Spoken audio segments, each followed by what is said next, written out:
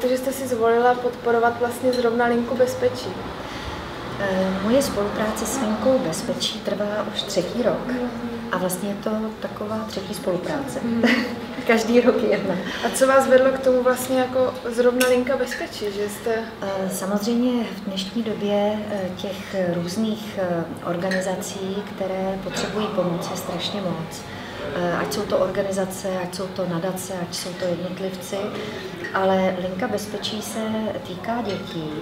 A protože já sama mám 2 dcery, tak mi tohle téma není nějak nepříjemné, nebo naopak si myslím, že je velmi aktuální a že všecko začíná u dětí, všecko začíná ve vašem dětství a to, co zažijete v dětství, to si nesete do života celý život potom. A znáte někoho, komu Linka bezpečí pomohla? Neznám přímo úplně osobně, že by to byli mý přátelé nebo děti mých přátel, kamarádů, ale když jsem se s Linkou bezpečí seznamovala, tak jsem měla možnost vyslechnout takové ty vzorové telefonní rozhovory, kterým bylo pomoci už dětem. Už jim bylo pomoženo.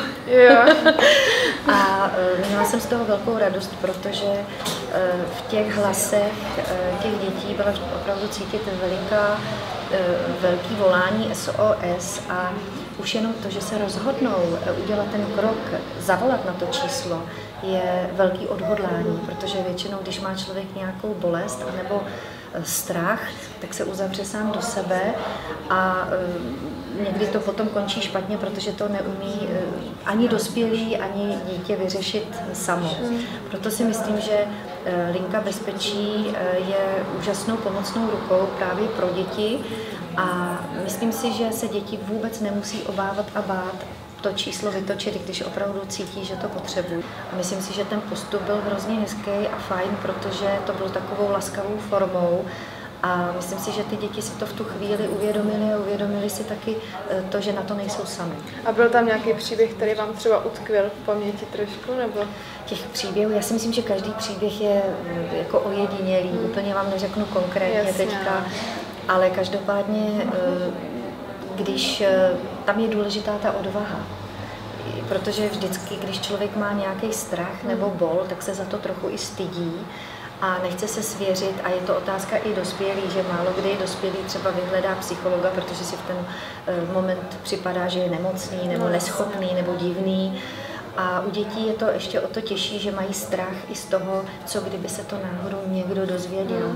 A to si myslím, že je právě potřeba o tom mluvit a odbourat to, aby se děti nebály a zjistili, že když zavolají, že tam opravdu bude někdo, kdo jim pomůže. A teď máme za sebou natočení spotu pro Buzz TV vlastně s Linkou bezpečí, tak jsem to chtěla zeptat, jaké to vlastně bylo.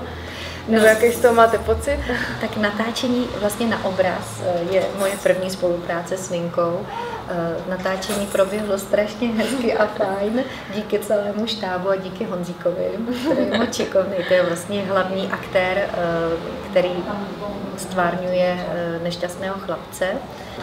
Tak my jsme tím spotem chtěli pomoci především dětem, aby viděli, že se nemusí obávat toho, že když mají nějaký velký problém, aby se nebáli, aby opravdu vytočili to číslo, které v tom spotu se objeví, protože o něm třeba děti ani nevědí. A věřte mi, že není potřeba se stydět za vaše starosti. Když už není nikdo, kdo by vám pomohl, tak Linka bezpečí si myslím, že určitě zabere.